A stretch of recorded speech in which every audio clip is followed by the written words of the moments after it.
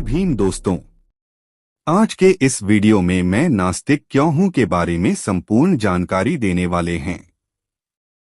पूरी कहानी को देखने के लिए इस वीडियो को लाइक, सब्सक्राइब और शेयर करें तथा वीडियो के अंत तक बने रहें। तो चलिए दोस्तों, वीडियो को शुरू करते हैं। मई 1927 में मैं लाहौर में गिरफ्तार हुआ। यह गिरफ्तारी अकस्मात हुई थी। मुझे इसका जरा भी एहसास नहीं था कि पुलिस को मेरी तलाश है।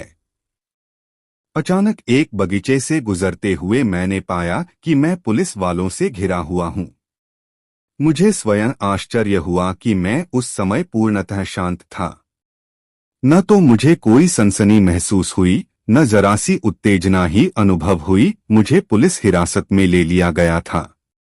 अगले दिन मुझे रेलवे पुलिस हवालात में ले जाया गया, जहां मुझे पूरा 1 महीना काटना पड़ा। पुलिस अफसरों से कई दिनों की बातचीत के बाद मुझे ऐसा लगा कि उन्हें मेरे काकोरी दल के साथ संबंधों के बारे में तथा क्रांतिकारी आंदोलन से संबंधित मेरी गतिविधियों के बारे में कुछ जानकारी है। उन्होंने मुझे बताया कि मुकदमे की सुनवाई के समय में लखनऊ में था तथा मैंने उन्हें छुड़ाने की योजना पर बात की थी और उनकी सहमति पाने के बाद हमने कुछ बम जमा किए थे तथा 1927 के दशहरा के अवसर पर उन बमों में से एक को परीक्षण के लिए भीड़ पर फेंका गया। उसके बाद मेरे प्रति हमदर्दी दिखाते हुए उन्होंने मुझे बताया कि यदि मैं क्रांतिकारी दल की गतिविधियों पर प्रकाश डालने वाला वक्तव्य दे दूं तो मुझे गिरफ्तार नहीं किया जाएगा व उसके विपरीत अदालत में मुखबिर की तरह पेश किए बगैर रिहा कर दिया जाएगा तथा इनाम दिया जाएगा। मैं इस प्रस्ताव पर हंसा। यह सब बेकार की बात थी। हम लोगों की भांति विचार रखने वाले अपनी निर्दोष जनता पर बम नहीं फेंका करते। एक दिन सुबह CID के वरिष्ठ अधीक्षक श्री न्यूमैन मेरे पास आए। लंबी चौड़ी सहानुभूतिपूर्ण बातों के बाद उन्होंने मुझे अपनी समझ में यह अत्यंत दुखद समाचार दिया कि यदि मैंने उनके द्वारा मांगा गया वक्तव्य नहीं दिया तो वे मुझ पर काकोरी केस से संबंधित विद्रोह छेड़ने के षड्यंत्र में तथा दशहरा बम कांड में क्रूर हत्याओं के आरोप में मुकदमा चलाने पर बाध्य होंगे। आगे उन्होंने मुझे यह भी बताया कि उनके पास मुझे सजा देने व फांसी पर लटकाने के लिए उचित प्रमाण हैं। उन दिनों मुझे यह विश्वास था, यद्यपि मैं बिल्कुल निर्दोष था, कि पुलिस यदि चाहे तो ऐसा कर सकती थी। उसी दिन से कुछ पुलिस अफसरों ने मुझे नियम से दोनों समय ईश्वर की स्तुति करने के लिए फुसलाना शुरू कर दिया। पर मैं नास्तिक था। मैं स्वयं के लिए यह बात तय करना चाहता था कि क्या शांति व आनंद के दिनों में ही मैं नास्तिक होने का दंभ भरता हूं, अथवा ऐसे अत्यंत दुःखमय कठिन परीक्षा की घड़ी में भी उन सिद्धांतों पर मैं अडिग रह सकता हूं। बहुत सोचने के बाद मैंने यह निश्चय किया कि किसी भी तरह ईश्वर पर मैं विश्वास, प्रार्थना तथा उपासना नहीं कर सकता, एक क्षण के लिए भी नहीं। यही असली परीक्षा थी और मैं इसमें सफल रहा। एक क्षण के लिए भी दूसरी बातों की कीमत पर अपनी गर्दन बचाने की इच्छा नहीं हुई। अब मैं एक पक्का अनीश्वरवादी हूं। इस परीक्षा में खरा उतरना आसान नहीं था। ईश्वरीय विश्वास कष्टों को हल्का कर देता है, यहां तक कि उन्हें सुखकर बना सकता है। मनुष्य को ईश्वर में अत्यधिक सांत्वना और सहारा मिल सकता है। उसके बिना मनुष्य को अपने ऊपर निर्भर करना पड़ता है। तूफान या झंझावत के बीच अपने पांवों पर खड़ा रहना कोई बच्चों का खेल नहीं है। परीक्षा की इन घड़ियों में अहंकार यदि है तो भाप बनकर उड़ जाता है। मनुष्य आम विश्वास को ठुकराने का साहस नहीं कर पाता। यदि ऐसा करता है तो इससे यह निष्कर्ष निकलता है कि उसके पास सिर्फ अहंकार नहीं वरन कोई अन्य शक्ति है। आज बिल्कुल वैसी ही स्थिति है। निर्णय की पूरी जानकारी है। 1 सप्ताह के अंदर ही यह घोषणा हो जाएगी। मैं अपना जीवन एक ध्येय पर न्योछावर करने जा रहा हूं। इस विचार के अतिरिक्त दूसरी क्या सांत्वना हो सकती है। ईश्वर में विश्वास रखने वाला हिंदू मृत्यु के बाद एक राजा के रूप में पुनर्जन्म की आशा कर सकता है। मुसलमान या ईसाई वर्ग में व्याप्त समृद्धि के आनंद की तथा कष्टों व बलिदान के लिए पुरस्कार की कल्पना कर सकता है। किंतु मैं क्या आशा करूं? मैं जानता हूं कि जिस क्षण रस्सी का फंदा मेरी गर्दन पर लगेगा व मेरे पैरों के नीचे से तख्ता हटेगा, वह पूर्ण विराम होगा।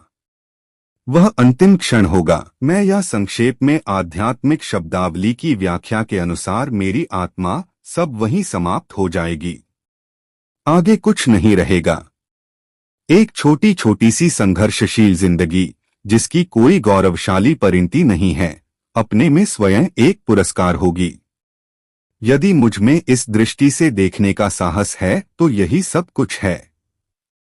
बिना किसी स्वार्थ के यहाँ या वहाँ के बाद पुरस्कार की इच्छा के बिना मैंने अनासक्त भाव से अपने जीवन को स्वतंत्रता के ध्येय पर समर्पित कर दिया था, क्योंकि मैं दूसरा कुछ कर ही नहीं सकता था। जिस दिन हमें इस मनोवृत्ति के बहुत से पुरुष व महिलाएं मिल जाएंगे जो अपने जीवन को मनुष्य की सेवा तथा पीड़ित मानवता के उद्धार के लिए समर्पित कर सकते हैं, उसी दिन मुक्ति के युग का शुभारंभ होगा। वे शोषकों, उत्पीड़कों व अत्याचारियों को चुनौती देने के लिए उत्प्रेरित होंगे, इसलिए नहीं कि उन्हें राजा बनना है या यहाँ या अगले जन्म में या मृत्योपरांत स्वर्ग में कोई अन्य पुरस्कार प्राप्त करना है। उन्हें तो मानवता की गर्दन पर से दासवृत्ति का जुआ उतार फेंकने व मुक्ति एवं शांति स्थापित करने के लिए इस मार्ग को अपनाना होगा। क्या वे उस रास्ते पर चलेंगे जो उनके अपने लिए खतरनाक किंतु उनकी महान आत्मा के लिए एकमात्र शानदार रास्ता है? क्या इस महान ध्येय के प्रति उनके गर्व को अहंकार कहकर उसका गलत अर्थ लगाया जाएगा? मैं तो कहता हूं कि या तो वह मूर्ख है या धूर्त। हमें चाहिए कि उसे क्षमा कर दें, क्योंकि उसके हृदय में उद्वेलित उच्च विचारों, भावनाओं, आवेगों तथा उनकी गहराई को महसूस करने की क्षमता नहीं है। उनका हृदय एक मांस के टुकड़े की तरह मृत है। उसकी आंखों पर अन्य स्वार्थों की प्रेतछाया पड़ने से वे कमजोर हो गई हैं। स्वयं पर भरोसा करने के गुण को सदैव अहंकार की संज्ञा दी जा सकती है। यह दुखपूर्ण एवं कष्टप्रद है, पर चारा ही क्या है? तुम जाओ और किसी प्रचलित धर्म का विरोध करो और किसी नायक या महान व्यक्ति की जिसके बारे में सामान्यत यह विश्वास किया जाता है कि वह आलोचना से परे हैं, क्योंकि वह गलती कर ही नहीं सकता, आलोचना करो तो तुम्हारे तर्क का जवाब घमंडी कहकर दिया जाएगा। ऐसा मानसिक जड़ता के कारण होता है। आलोचना तथा स्वतंत्र विचार क्रांतिकारी के दो अनिवार्य गुण हैं। क्योंकि महात्मा जी महान हैं, अत किसी को उनकी आलोचना नहीं करनी चाहिए। चूंकि वे ऊपर उठ गए हैं, अत हर बात जो वे कहते हैं, वह चाहे राजनीति क्षेत्र की हो अथवा धर्मार्थशास्त्र नीति शास्त्र की, सब सही हैं। आप चाहे मानते हो अथवा नहीं, आप कहें कि यही सच है, ऐसी मानसिकता विकास की ओर नहीं ले जा सकती है। यह तो स्पष्ट रूप से प्रतिक्रियावादी रुझान है। चूंकि हमारे पूर्वजों ने किसी परमात्मा, सर्वशक्तिमान ईश्वर के प्रति विश्वास बना लिया था, अतः कोई भी व्यक्ति जो उस विश्वास की सत्यता या उस परमात्मा के अस्तित्व को ही चुनौती दे, उसको विधर्मी, विश्वासघाती कहा जाएगा।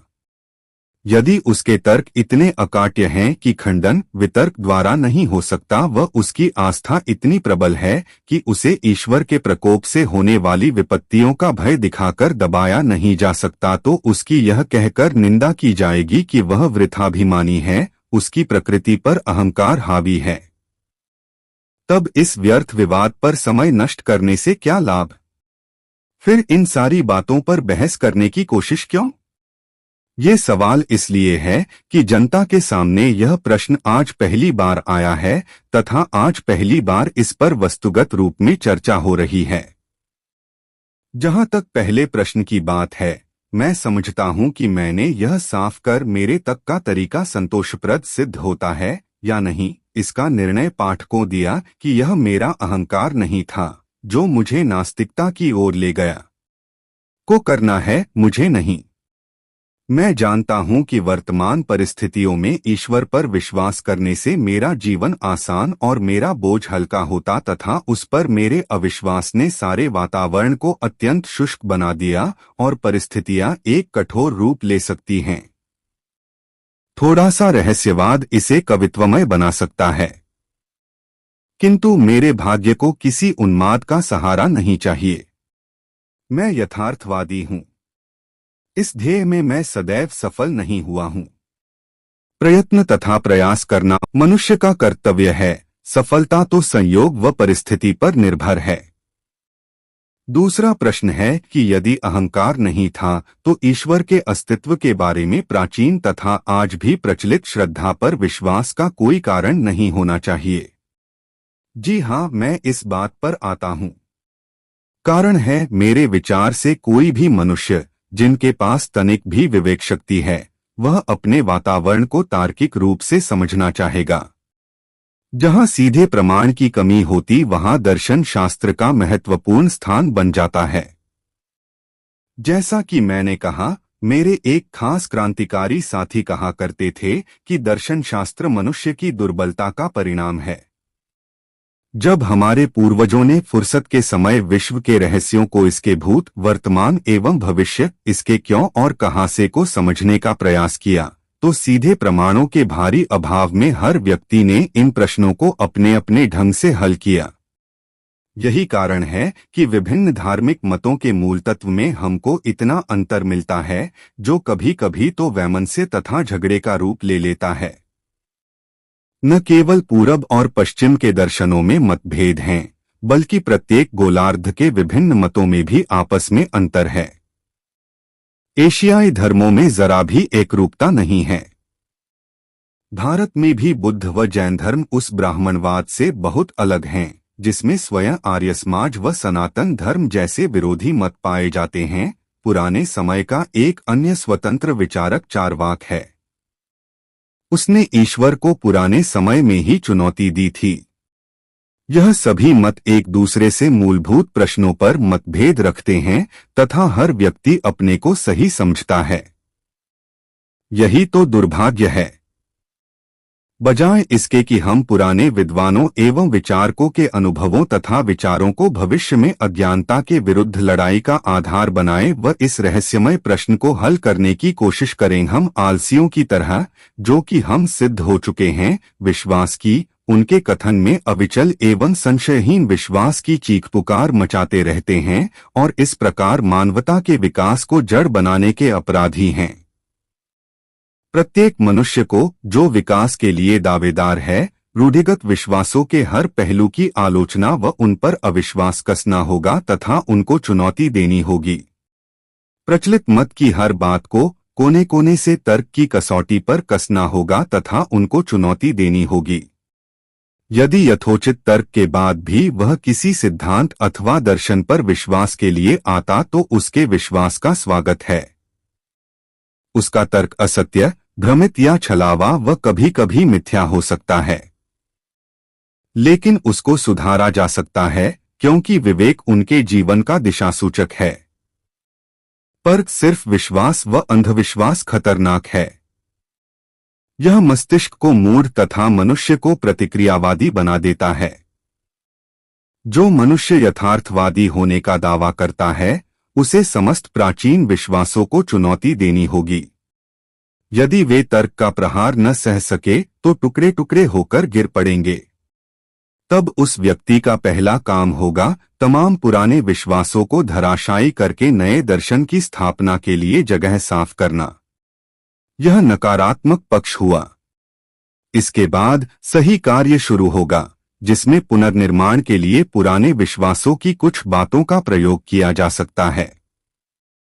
जहां तक मेरा सवाल है, मैं प्रारंभ में ही कह देता हूं कि इस दिशा में मैं अभी कोई विशेष अध्ययन नहीं कर पाया हूं।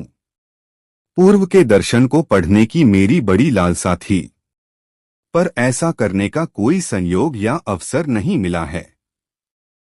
किंतु जहां तक इस विवाद के नकारात्मक पक्ष की बात है, मैं प्राचीन विश्वासों के ठोसपन पर प्रश्न उठाने के संबंध में आश्वस्त हूं। मुझे पूरा विश्वास है कि एक चेतन परमात्मा का, जो कि प्रकृति की गति का दिग्दर्शन एवं संचालन करती है, कोई अस्तित्व नहीं है। हम प्रकृति में विश्वास करते हैं। वह समस्त प्रगतिशील आंदोलन का ध्येय मनुष्य द्वारा अपनी सेवा के लिए प्रकृति पर विजय प्राप्त करना है। इसको दिशा देने के पीछे कोई चेतन शक्ति नहीं है। यही हमारा दर्शन है।